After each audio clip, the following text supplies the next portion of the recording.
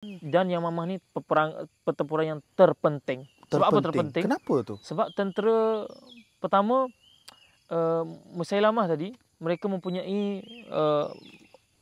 manpower lah, 50,000 orang.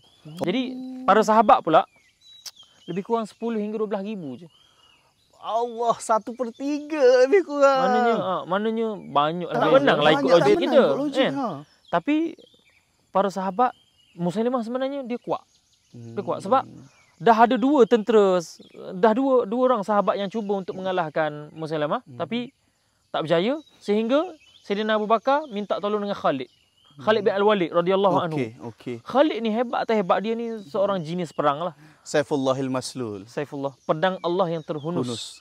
Jadi Khalid ni dah lalu 2 medan dah. Oh, sebelum Yamamah ni? Yamamah.